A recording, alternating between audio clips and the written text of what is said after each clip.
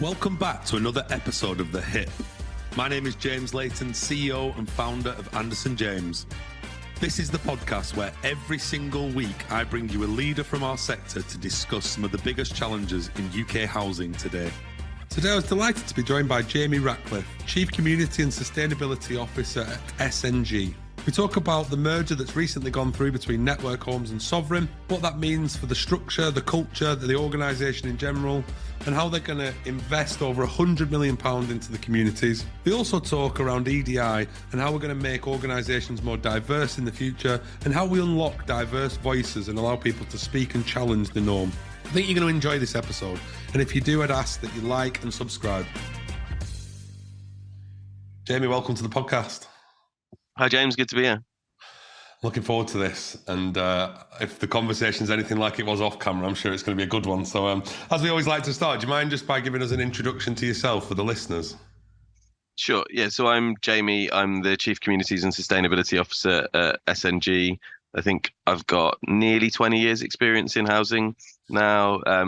Started working in Norwich City Council, worked for the Housing Corporation, Homes and Communities Agency, worked for the Mayor of London, where I was responsible for housing for 3 years under Sadiq and 3 years under Boris. Spent the last 4.5 years in Network Homes doing a range of different executive roles, actually. And then 55 days ago, merged with Sovereign to form SNG and sort of getting to grips with this new role. But it's exciting and interesting so far.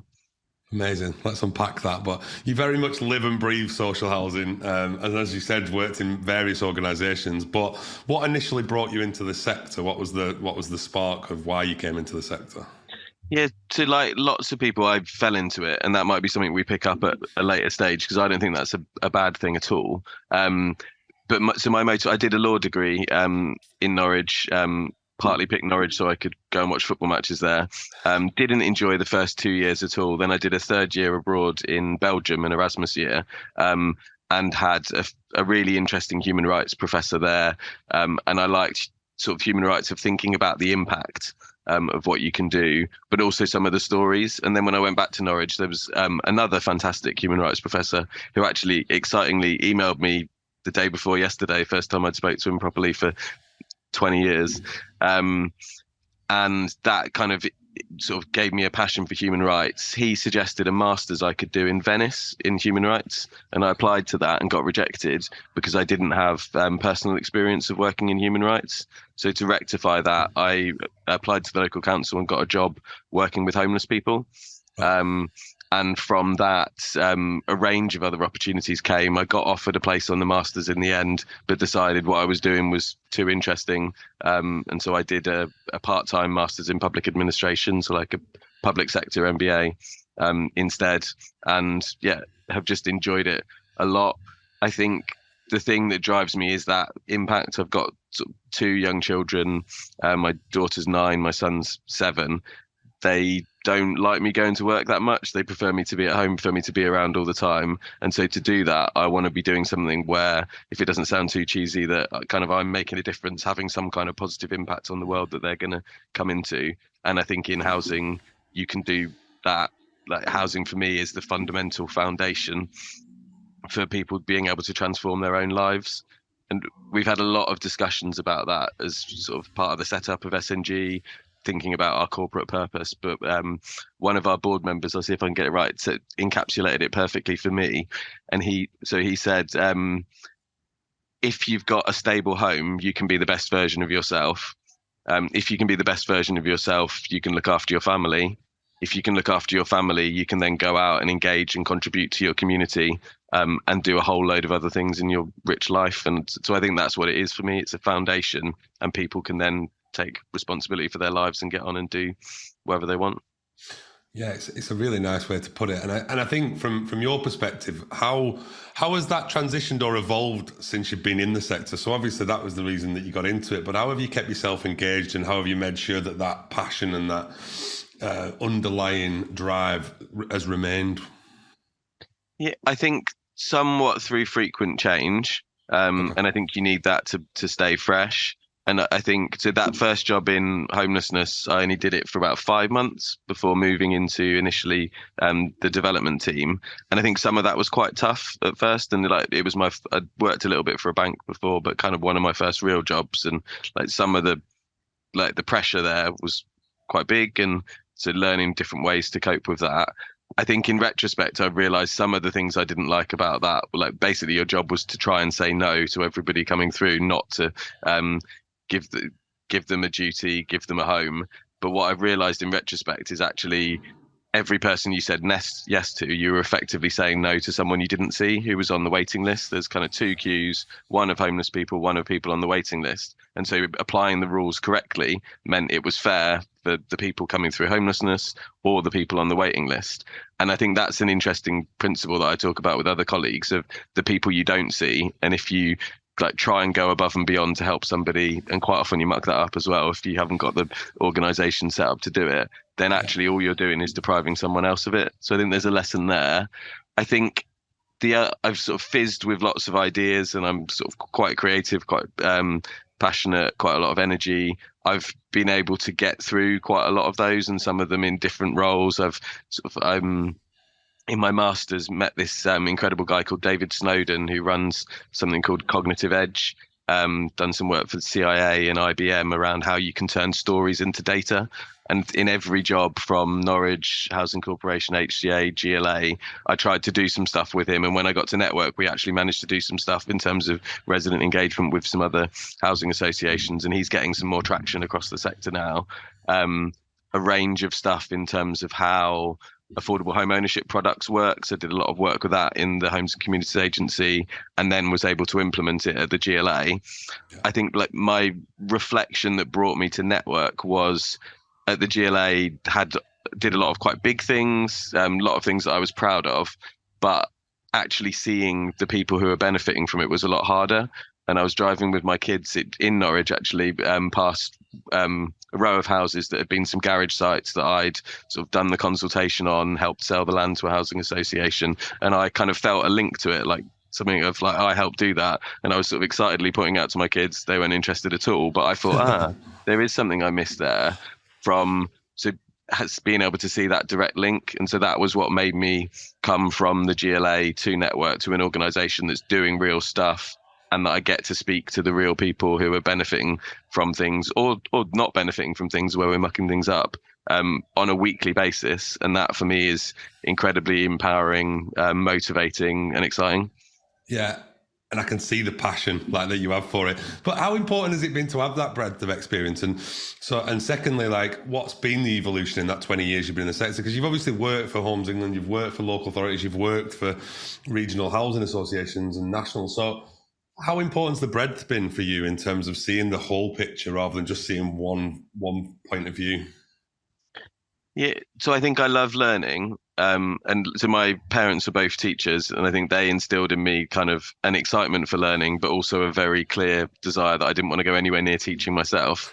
And so that ability to learn the variety is something that I look for in everything I do. And that's one of the really exciting things about SNG, that I'll talk about it a bit more later, but the new geography, there's a whole load of places for me to learn. I'm starting to do that already, a whole load of different work, more colleagues than I'm going to be able to meet and remember, but that's exciting to meet new people as well.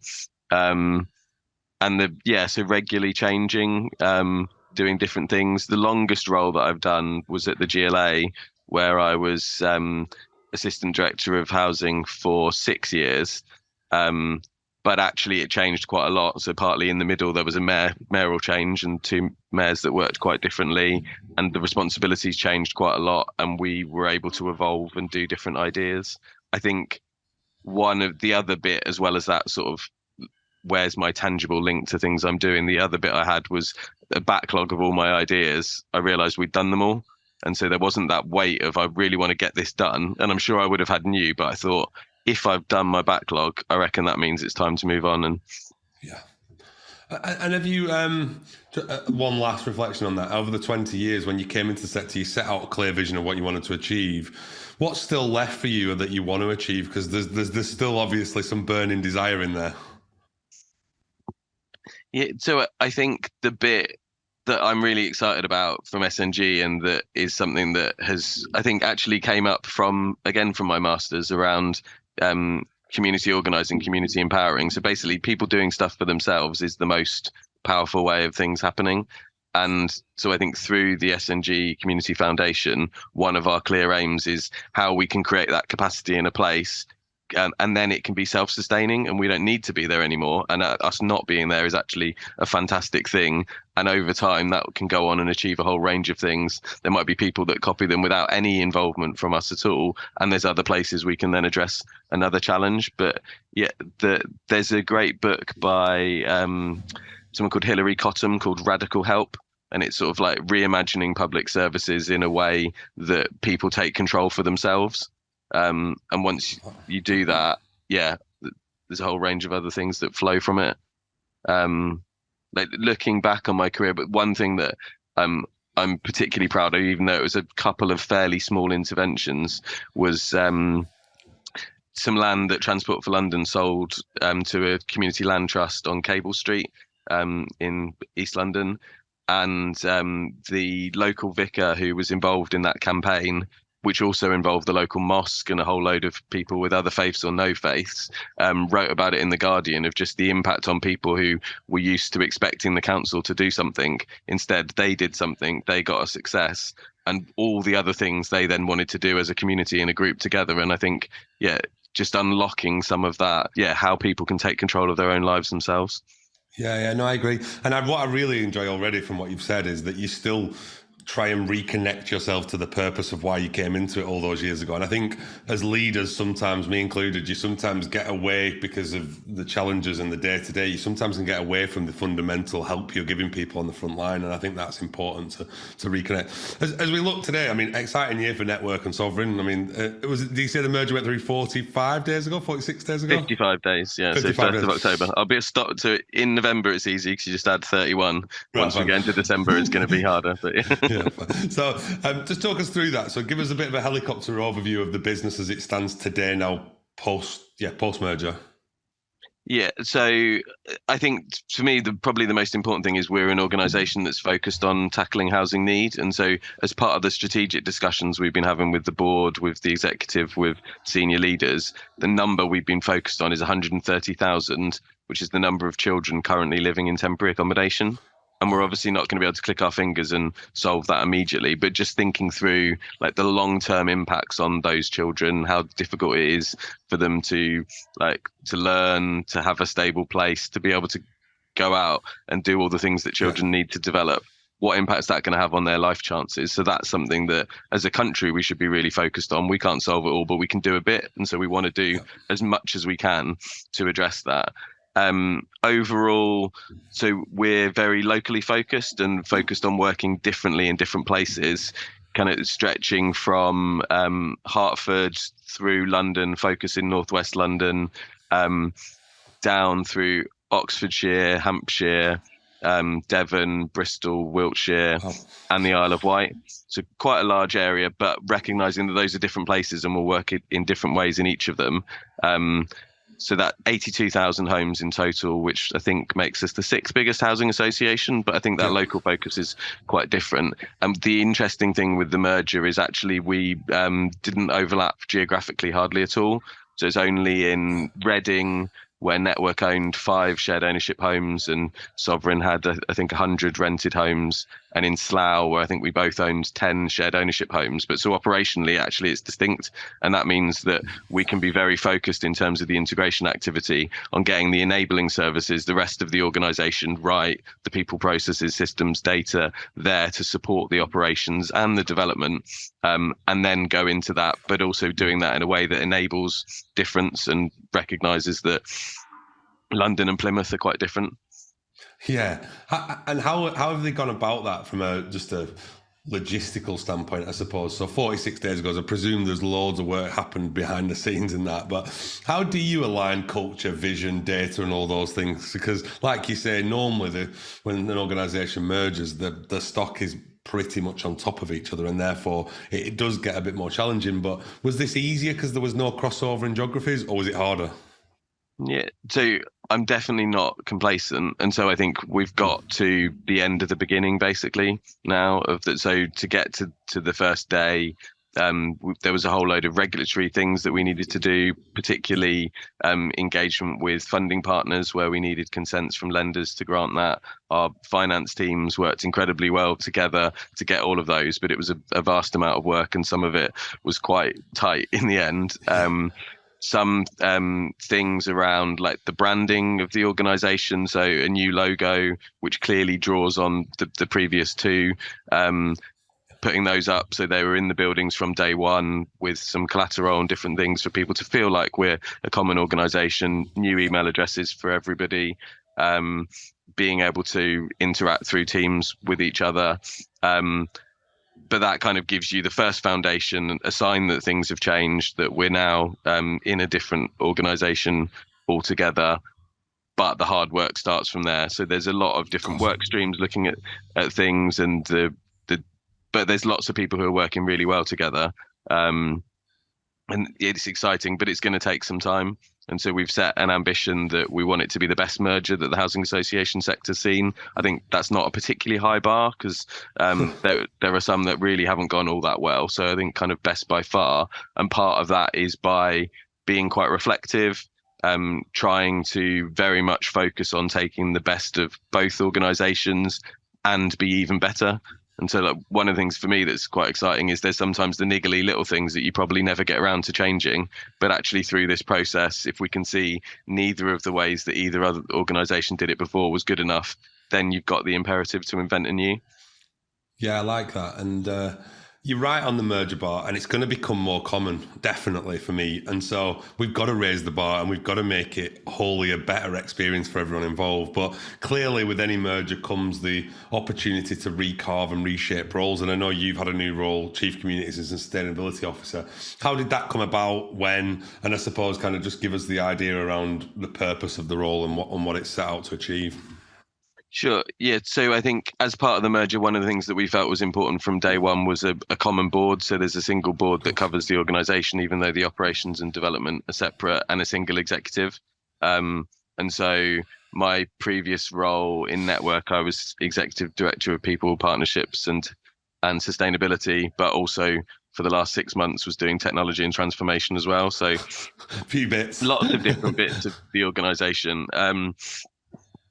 And so that's been really interesting. So I think I've now had some experience of most roles within a housing association, apart from the finance ones. And I've had like quite a lot around sort of financial viability in the past. But so, yeah, so the human resources, learning and development, IT transformation, internal audit and stock condition data has all gone to different parts of the organisation. Okay.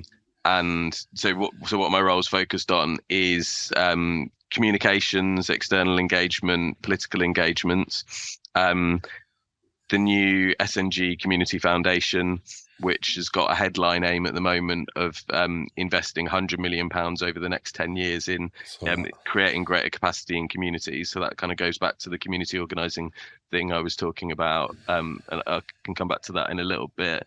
Our impact reporting and pulling together the framework of our performance reporting overall, so we can drive up performance, but also celebrate successes, set out a clear direction of where we want to go, and tell an exciting story to current colleagues, to future colleagues, to partners who we want to work with about we're clear about our purpose and our impact, and also honest about where we're not good enough and ambitious to be a lot better. And then finally linking in with that, something that we initially called a Centre for Research and Innovation, which is going to be which we're still fleshing out at the moment, but it's going to start publishing some interesting reports, challenging the housing sector, getting people to hopefully think in a different way. And I think this is quite an exciting time if you think about the policy landscape, that both political parties are very focused on housing. And we've got a general election definitely within the next 13 months. So there's some opportunity to like see some change and see some commitment to doing things differently. Yeah, no, I agree. And it sounds a really important role from an integration perspective on getting all that right early on. Because if if you leave it too long, obviously, and others have done that in the past, you've lost already, haven't you? You need to get it on the front foot with some of this stuff. Talk to us about the 100 million into local communities. I read about this over the next 10 years because that's a lot of commitment. But obviously, you've said that you want to enable communities to stand on their own 2 feet and to start to be involved and engaged in like bringing through ideas. So what will it set out to achieve that 100 million, and what will it give to those communities? Yeah, and so like probably the first thing to say is that Sovereign we're already doing quite a lot in terms of the community investment space, so that's quite interesting. And a range of projects that, so from the day one focus, it's been, are there things that we could get a quick win of rolling out to a wider geography? And so for various reasons, Network had kind of retrenched some of its community activity. There's a few kind of, I've called them keepers of the flame, who've kept things going in different places, who are then really excited and fertile ground to help support some of this going forward. But there's some quick wins around some of that, and some of it's around grants to local organisations that can get on and do wider things. Some of it's around supporting employment skills. Some of it's around creating those community organisers, empowering them to go out and change things in their local areas. But yeah, the overall focus is on what we can do to create capacity, and recognizing that means we'll move from area to area, and there will be places where we'll put some quite deep commitments in for a period of time. And so we're definitely not spreading the money thinly and evenly across every place that we work. We will have some offers that are available to all residents who experience hardship or need support, but there'll also be targeted local support in different places. And I think the opportunity to learn, to try things, to fail at things, get things wrong. I think you learn a lot more when you get things wrong than if you accidentally get them right. And some of that could be proving approaches that have demonstrable operational benefits, in which case they might not sit within the SNG Community Foundation going forward. They might be a core activity for managing our homes, maintaining them. I think the other bit of it is being clear that actually we're long-term organisations that have a deep presence in communities, and if those communities aren't successful, then we won't be successful. So the community activity isn't just an add-on, a thing that you can stop or turn down. We want to create that as a ring-fence commitment that we'll keep doing for a long period of time. So next year, the oldest predecessor organisation in SNG will be 50 years old. But we want to also be looking 50 years forward. Yeah, we want to be here in 50 years' time. I don't think there's anyone who's talking about 2074. So we want to start doing some work next year, thinking about that long-term nature. And that will mean we work with communities in different ways over that time. How do you measure, I mean, from your perspective, how do you measure some of those efficiencies of the money that you do invest into communities? And, you know, I'm just thinking of it from a geography perspective. How do you even start that process of where that money goes? Because clearly you've got such a diverse range of communities, but also, as you've said yourself, London's very different to Hampshire, and Hampshire's very different to the Isle of Wight. So how do you even go about that? Is it data driven? Is it request driven? Like, how does it come about? Yeah, so I think it's going to be a bit of both. So some of it, we definitely want to have a data-driven approach and look at what is needed, what's different things that are needed in different places. And I don't know, like a simple version of that might be a barrier to employment. Kind of quite a large one in some London communities will be English skills, whereas probably in some of the more rural areas where we work, access to transport. And so, yeah, thinking about how, and then, yeah, the Isle of Wight I haven't been to yet, but that's got a whole load of other challenges that I'm keen to learn from. Some of it will be places where we've got a large number of homes and a concentration, and some of that will be identifying challenges that are coming out of there. Some of it will be places that we're regenerating, and we recently announced an exciting partnership with Hill in relation to Basingstoke West, which is a very long-term programme, but is going to be focused on improving two large areas in Basingstoke. I think the other part of it that's really important to me from the foundation is that this is relevant to everybody. there's about 2,500 people working for SNG. I don't want the community foundation to be the shiny stuff on the edge that could make some people feel quite happy. It needs to be relevant to almost everyone's role. They need to see that connected as the organisation. So it's got a key cultural role to play, something that makes us a great place to work, attracts and retains the best talent, and helps us succeed together. Yeah, no, agreed. As we look forward, I mean, you've probably heard me talk about this quite a lot, but I sometimes think as a sector, we can sometimes focus on the end goal as opposed to the actual process. And one thing that I've been talking about is how do we reflect on how far we've come on some of the key issues and the key things that we are pushing forward with as a sector? I suppose linking it to what you've just said about the community a little bit, I'm thinking to myself, we've come a long way from 10 years ago, in my opinion. So what's your opinion on all of that? Yeah, so I absolutely agree. And I think there's a real risk for the housing sector, of particularly kind of some people who are lingering around who might have left some time ago, just being overly negative, and it doesn't really help anybody. You demotivate people. You make the sector look like somewhere that isn't exciting to work. And we've kind of spoken about how incredibly exciting it can be. Whereas I actually think, but not to disguise the fact there aren't a whole load of challenges, particularly around condition of some homes, but also the way that we work with customers, getting the trust of customers. There's a whole load of things we could do better. But I think if you look, and I think you can also apply this to other things, including racial equality and the climate emergency. Another achievement I haven't spoken about, my most viral tweet was about the decarbonisation of the grid and how coal was used less and less. And I got a tweet that got 3.4 million interactions in a fairly short space of time, melted my phone. But basically it was telling that positive story, which isn't often told in relation to the climate emergency we've come a long way. So actually that can steer us to go forward and improve things a lot more going forward. And in housing, so if you go back quite a long way, so if you go back to the predecessor organisation of Network, which was called Brent People's Housing Association, sounded quite communist. I'm told it was quite commercial. But so their first home wouldn't have had central heating, wouldn't have had an inside toilet. Just those things in terms of double glazing, greater insulation have made massive strides forward in terms of the condition of homes. The facilities that we're providing, how often we do repairs, talking to people who worked in housing a long time ago, it was pretty haphazard. I think some of it relied on people living in homes doing them for themselves, which there might be some good reasons for, but it's not that the service was cracked at any point in the past. And if you can think of, and they're decent homes, although I think one of the challenges we've got at the moment in terms of the condition of homes was through decent homes when it was brought in by the last new Labour government, that it was very focused on quite shiny things that I think they thought tenants wanted, and neglected some of the structural issues of roofs and keeping homes wind and weather tight, which obviously is the most important thing. And so hopefully the new decent home standard that's coming soon will be focused on the structure of the homes first and foremost, not a whole load of other bits that maybe some people think residents want. And I actually think the standard should be developed with tenants of saying what is the most important thing to them.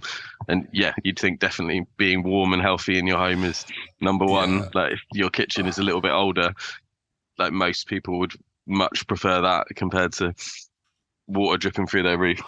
No, I agree. And there's something you said, I think it was an article that you did for, was it Audit and Risk? I think it was. And you talked about we should aim for honesty, not perfection in the sector.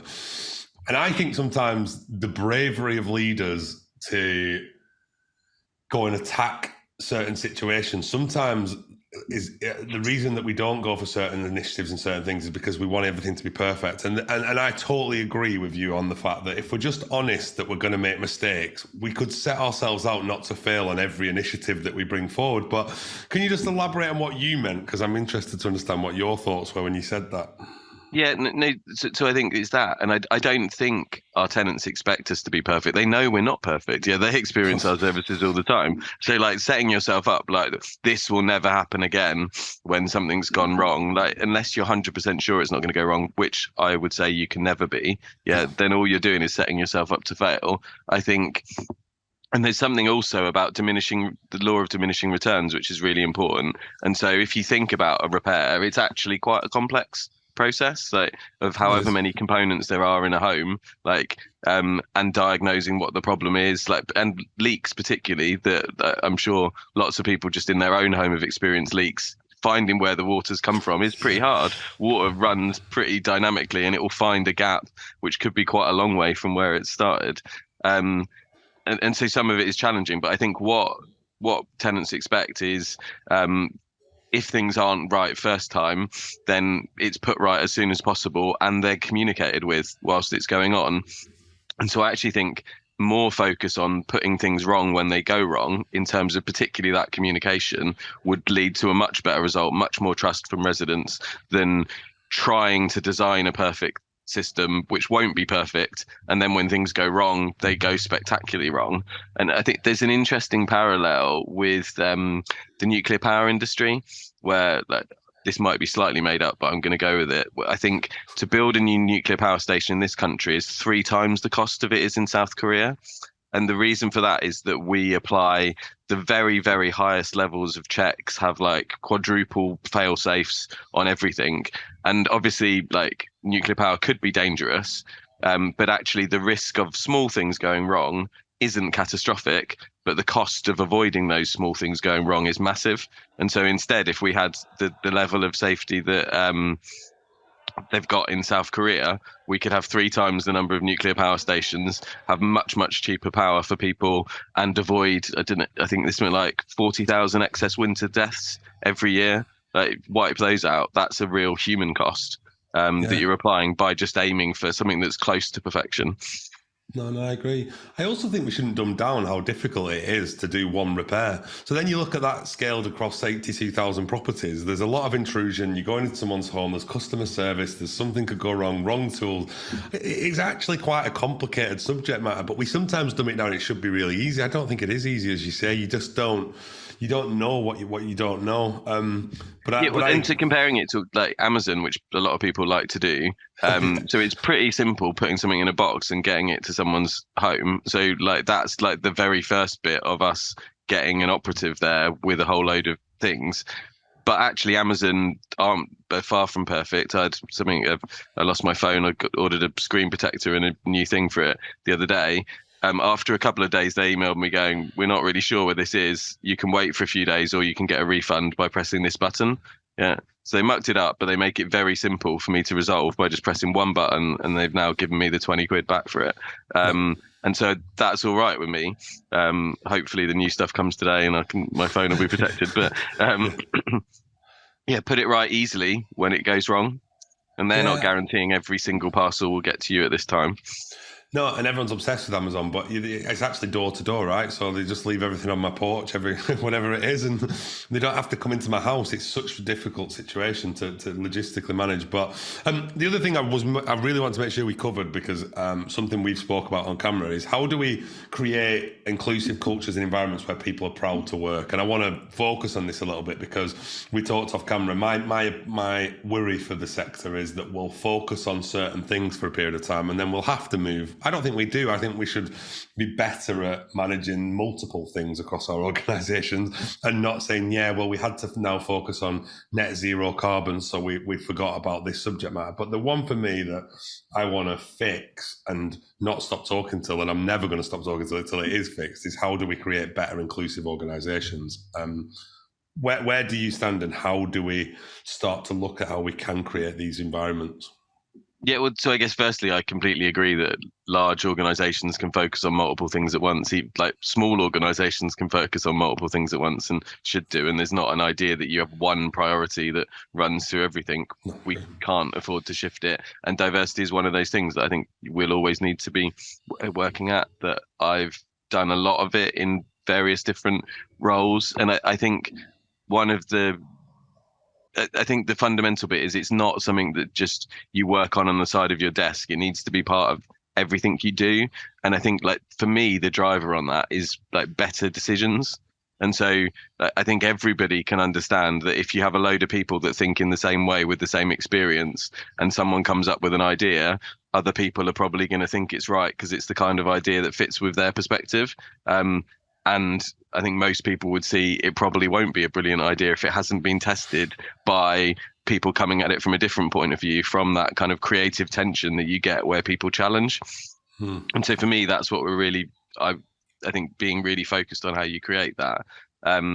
There's again another term called psychological safety that somebody called Amy Edmondson's sort of written a lot about, which is, like, in simple terms, I think, safety to speak up and challenge. And so that for me is absolutely fundamental to an organization. And you have to work at it. You have to recognize that different people will be bringing different things into that situation, of, like, not just other experiences they've had in other places, but how they felt when they woke up that morning. So not everyone's always going to feel as safe to challenge, but if you create that challenging space to challenge, you'll be a lot better as an organization. So we've done quite a lot in network around that, and Sovereign have also had a focus, and so it's one of our focuses on how we make a great place to work, is sort of creating more of that. The other thing was a curiosity to gather ideas. And so what you want is to be able to seek out a broad range of ideas and ways to improve from a great range of people. And there's loads of science and practice behind it, from sort of Japanese Kaizen, of, like, get people who are involved in something to tell you how they can make it better, get that breadth of ideas, harvest them, and then you can distill them into sort of clear improvement plans and how you get better. And so actually diversity isn't just an initiative on the side, it's the key to getting better as an organization. And I think some of the, like, spectacular failures that you've seen in the press, I think a large part of it is the person who was involved in it didn't feel empowered to say, help me, this is rubbish, we shouldn't be providing this. Instead, it wasn't safe, so they had to go through kind of the normal process of logging it somewhere, and it then got lost. Yeah, and I love your honesty, not perfection, in this setting as well. So the thing for me is that I felt a little bit lacking in courage, let's say, to go out on social media and talk about it, because I'm a white male. And eventually I just threw caution. I just threw it all out the window and thought, I'm just going to say what I think. And actually, as long as you go into that situation and talk about it, knowing that you don't have all the answers, and knowing that you don't have all the education you need to make those decisions and help companies with it, at least we're talking about the right stuff and putting it in the right rooms. But I think you've got to be brave, because there's always someone ready to bash you down, or to talk, or to comment on your LinkedIn post, or whatever it might be, Twitter, about how you were politically incorrect on something you said, or something that you put out there wasn't perfect. And I actually think we don't need perfection. We just need to be moving forward, and the dial needs to be moving week in, week out for the next 10 years. Yeah, and also it's a curiosity to learn, and I think I think there's something about how you challenge. If someone said something that's inappropriate, I think challenging there and then publicly, like, is helpful. That if it really was inappropriate, then other people learn, and it's not just the one person that's challenged. Go, oh yeah, shouldn't say that. If it's not, somebody else might speak up and go, actually, I think that's absolutely fine, and there's nothing wrong with what James said then. And then you can have a debate, and instead of things sort of getting magnified in a small space. I think that's really important. And then when you get something wrong, admitting you've got something wrong, and you'll learn from it. There's some people who've been challenged who weren't able to do that and would just sort of robustly stick to an outdated point of view. Just going back a stage, I think there's also the other bit that I talk about quite a lot in terms of psychological safety, is the danger of hierarchies. And I guess that's something that we need to be mindful of in S&G. As a bigger organisation, hierarchies can become more retrenched. But an experience I had, which I talk about on our psychological safety sessions that we were running in Network, at the GLA, that I was promoted kind of 2 goes in one step. So I went from being a middle manager to being one of the most senior people in the organisation overnight. And what I found is, in meetings, people suddenly agreed with me more and were saying, Jamie, that's a fantastic idea. Or, that's so great, Jamie. And I knew that I was saying exactly the same stuff that I've been saying 2 days ago. I knew I hadn't become wiser or more experienced. But if it took a longer period of time, you might think, oh, that's what's due to me. Like, my experience has built this. Whereas actually a huge amount of the deference is from a hierarchy. So in a hierarchical position, you need to think carefully about how what you say might stifle people, how you encourage people to challenge you. And some of it's kind of being quiet, encouraging challenge, how you react to something you don't agree with, not shutting it down immediately, but exploring it. And also exploring your own fallibility. So I think definitely admitting stuff you've got wrong creates that space for, well, this isn't a perfect leader. Say you don't want superwomen and supermen leaders who are fantastic at everything, because that just sort of disempowers everyone else and think, oh, I could never be like that. Whereas actually, if everyone makes mistakes, and they do, then actually that gives you space when you've made a mistake not to feel too bad about it and to actually focus on the learning from it. Yeah, no, I agree. And it's a really good insight, that, actually, because I bet that happens quite a lot, and actually people don't even realise it's happened. So it's a really good piece of self-awareness and insight for people to think about. I think as well, the one thing that I want to try and help use this channel for is, how do we unlock that diverse voice in our sector? Because there's plenty of people that have got great ideas and great understanding of this subject. And they don't always get heard as well as I would want. But how do we allow people to speak up and challenge the key issues and get those voices out into the public domain, and start to listen to some of the feedback that we've been getting for 5, 10, 15 years? Yeah. So I guess there's a lot that you can do within your own organisation of just trying to unlock those voices, I don't know. So one of the things we've been talking about as part of integration is we've spoken about 3 protected characteristics that we want to get a mix of in all of our discussions of how you make things new. And that's like a mix of genders, of ethnicities, but also people that have come from the 2 previous organizations. And so just kind of embedding actually that diversity of thought is really important, and we'll get to a better understanding and better answers as a result. I think, like, more broadly, there's something everyone can do in terms of trying to promote different voices. And actually, that was one of the first things that I did in relation to diversity with Future of London. We came up with a diversity pledge of saying I'm not going to speak on non-diverse panels. And partly that was driven by, it's just boring, the same people talking again and again about the things they've done. And so, like, in any event, I always want someone who has never spoken on that event before, who gives a fresh perspective. And they might not have 20 years experience. I think another thing we were talking about was that length of experience doesn't equal value of experience, and 20 years doing the same thing badly is nothing compared to 1 year of rich experiences and smashing it out of the park. So getting obsessed with numbers isn't helpful either.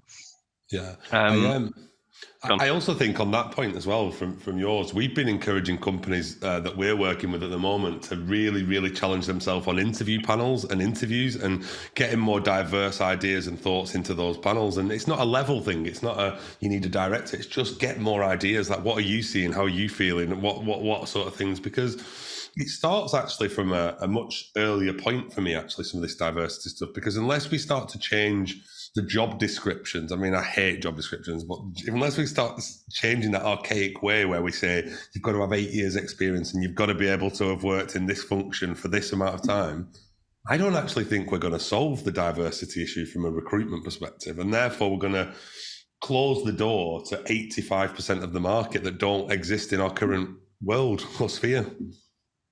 Yeah, like, to boringly to keep agreeing, we need to find something we disagree on in a minute. Yeah, but we will do in a minute. Job descriptions, that just, I think there are so many things in them which close off recruitment. So, like, on an entry-level manager saying you must have management experience, then a manager's just born, not grown. And then there's also a lot of thinking about the how of the job, which then basically means you've got someone in your mind who, funnily enough, turns out to be the person you recruit and not the what.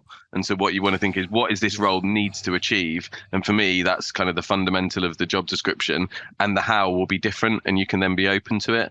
I think there's also an interesting point on interview panels, as you said, and I think a lot of people have gone to diverse interview panels, and I think that's good because it enables people to feel accepted, to relate to different people. But it can be pretty bad if there's only one black woman in your organization and she's asked to interview every single role. And I think one of the answers to that, if you've got some diversity but not necessarily as much as you want at a senior level, is to accept that a panel will be mixed, and you can then offer to developing talent, actually, here's some interview training, be involved in recruitment. And actually, that is quite a powerful way of improving. Once you sit on the other side of an interview panel for the first time, you get a totally different insight into what it is like to be there, and that will make you better in interviews that you perform in as a result. I think there's another recruitment thing that we had some interesting discussions on in Network, which is around anonymous recruitment. And so we were doing it. We weren't doing it perfectly, and I think probably it's quite hard to do it perfectly. But a number of people, including me, went to a Race Equality Action Week session where there were several people very firmly saying, "I don't want to hide who I am to apply for an organisation. If your organisation is so racist that you can't accept my name, I know I don't want to work for you." And so as a result, Network flipped it and said, we're going to stop trying to do anonymous recruitment. We're a diverse organisation which is inclusive, so we don't need to do it. You won't be discriminated against through your application at Network. And we've got the stats to show it, that the diversity at application, interview and appointment is pretty level all the way through. Whereas if you do anonymous recruitment, by the time you get to an interview, it will be pretty obvious what gender you are, what ethnicity you are. And if there is a bias there, then you're going to get found out. Yeah, I agree. And the anonymous thing, I think everyone's made the same mistakes. For me, all you do if there is bias in your organisation is you delay it to a further point in the process. So all you've actually done is encourage more interviews, and then wasted their time. Yeah, you've got people. Yeah, yeah. So it doesn't work. But I think we've come a long way there. Do you see this as a new era for the housing sector? Because I'm sort of seeing this as a really new chapter, and I've been in the sector only 14, 15 years, but I'm starting to see this as a really new chapter in terms of all of the things coming together. I think we're going to have some interesting stuff. There's going to be some challenges, but actually I think it's fair enough that it's probably going to be quite a new era for the sector, I think. Yeah, so I think one thing that's clear in the weight of the challenges that we're facing, and whilst I would definitely want to be positive, it's also true it's probably the most challenging external environment the housing associations have ever faced. That does mean you can't do the same things you used to do. Like, the old models don't work. We need to do some fundamentally different things. We need to be fundamentally committed to improving our services, which means trying different ways of working. So that is a really exciting thing, and hopefully something that can attract lots of new people and talent to the sector. Yeah, no, I agree. And the last couple of things for me, the first one is, and you've just mentioned it, is how do we get more young people into our sector that don't, in 10 years, my thing is, how do we change the perception of our sector to a point where people choose to go into housing? But what's your opinion? How do we get people to really want to start their journey in our sector? Yeah, so great. We found our disagreement point that I don't think people need to choose housing. I think what I want are people who are committed, to making an impact, and then housing, they can see that housing is a place where they can have an impact and how important it is, a home to people's lives, and that you're not transforming their life in a paternalistic way. You're creating a foundation where they can get on and do a whole load of things for themselves. And I think that's a really powerful thing to speak to, and without being patronizing. Kind of the new generation are supposed to be much more purpose driven. And so that's something that housing associations really need to play up about our purpose, have that running through your organization like a golden thread, reinforce it at every opportunity, and that can be an attractor. But it doesn't need people who have grown up or actively chosen that housing is what they want. What you want is that burning desire to make a difference, and then housing to be the jigsaw that can fit into it. Yeah. How do we, I mean, you're a comms expert, so I'm going to come to you for this one because it won't be my background. But like I said about job descriptions becoming a little bit archaic in the way that they're structured, I don't know if we're putting those good news stories out in the right channels, even, let alone, because, my daughter won't be watching, I don't think she'll apply for jobs in on an advert when she's 25. I think she'll probably find it on TikTok if the trend continues. But how do we make it more appealing as well to people? Yes, so I think that comes back to honesty as well. And I think so some of it is people complain that people aren't as interested in the fantastic warm stories that people put out. But I think that's human nature. So the German saying Schadenfreude is the beste Freude, that joy from misery of others is the best kind of joy. They're the bits you click on. So definitely on Inside Housing, when there's great examples of this or that, that's not the one I'm clicking on. It's kind of major landlord severely gets this, mucks it up, kind of all juicy story. Yeah. And so actually the way you communicate has to have some grit in it. And so part of it is saying, here's something we got wrong. Yeah. And if you're leading with that and being clear, that can get people's attention and grab them. But then it's also, but here is where we want to be, how we want to improve. And here is how we're improving and addressing it. And so I think you can use some of that natural human desire to read about bad things and turn it into a way of engaging people and going forward. And so definitely that's something I want to do in terms of our impact reporting, tell that story in a much grittier way, which isn't about, look how perfect we are, because no one's perfect. Yeah, don't make it shiny, make it gritty, draw people into the story, and then they can be committed to your journey, and you want them to come in and help you get better. Yeah, no, I think that's a really nice way to wrap up the episode. I think from my understanding of spending an hour with you, I think it's really important for us to be candid in our view and at least have a view, you know, right? Like we've got to stop sitting on the fence on topics and really have an opinion. And I love the fact that you're very, very strong in your view on things. And actually, I hope more people will come forward and really put themselves out there and really just be clear on this is what I'm about. And I think if more people do that in the future, we'll probably start to push the dial on a couple of key issues. But I really appreciate you taking the time out, and I'm sure those insights are going to be really valuable for the audience in terms of it's just so refreshingly candid. Yeah, no, I've really enjoyed it too, James. That my voice is almost gone, so I'll go and rest it now. But cheers, Jamie. Thank you. Thanks very much. Take care. Cheers. Thank you for listening to another episode of The Hip. If you'd like to hear more from us, please be sure to follow us on your favourite podcast platform. We are also running a 30-minute clinic free of charge to any clients that want to recruit in a more inclusive way. For more information, please reach out to us on our website, andersonjames.com.